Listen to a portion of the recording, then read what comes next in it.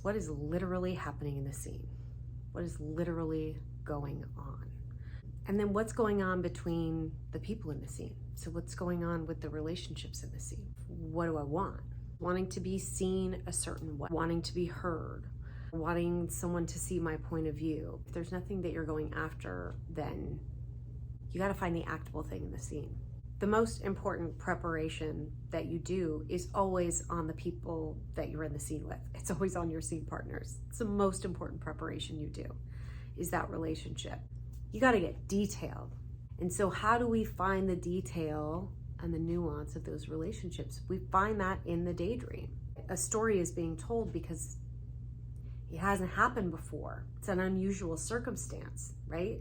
Stories start with, every day I walk by the same coffee shop and I see the same man and dog, right? Like, this is what life is normally like. And then something happens. And so as actors, we're always playing those moments of a person's life where something happens that hasn't happened before. And so even the character's in new territory. So in order for you to know what they discover, for you to discover it as they discover it, really, you've got to know where they're coming from and what they want. So what do they want more than anything in the world? How are they hoping this turns out? What do they want so badly that they're in this situation they've never been in before, right? There's been some kind of call to action. The script is there to give you clues about the circumstances and the relationship, but you have to fill in the rest of it. You have to create the detailed circumstances around it off of the page, beyond what's on the page. They put furniture in it, give it some detail. And there are things that obviously are never going to come out directly in the scene, but they're not for that. They're for you. They're to fill you up. They're so you listen from a particular place. They're there to give you point of view, emotional response to what you're hearing when you're really listening. Literally is happening in the scene, what's happening between the characters. What do you want? What's at stake if you don't get what you want?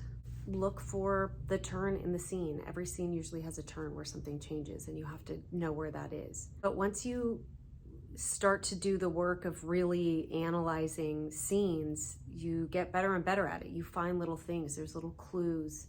So when you read the script and you see what the character says and does and how they say it and when they pause and things like that, all of that is information. All of those things are clues for you to give you more information about what is going on here. Just keep asking yourself over and over again as you're going through the scene, what is going on here? What is going on here? What's going on in this moment or that moment?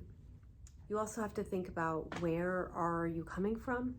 Where have you literally just come from? Where emotionally are you coming from? What was your thinking process before this scene started? What was going through your head? What were you expecting to happen? What were you afraid was going to happen, right? And also where you're headed to. What's your destination? What now? I think every scene ends and there's got to be a little bit of a like, what now? And sometimes the character knows and sometimes they don't. It's like, now what? It's where a lot of our emotional life comes from, is in wondering, is in not knowing. So you have to ask yourself, what does the character not know as much as what does the character know?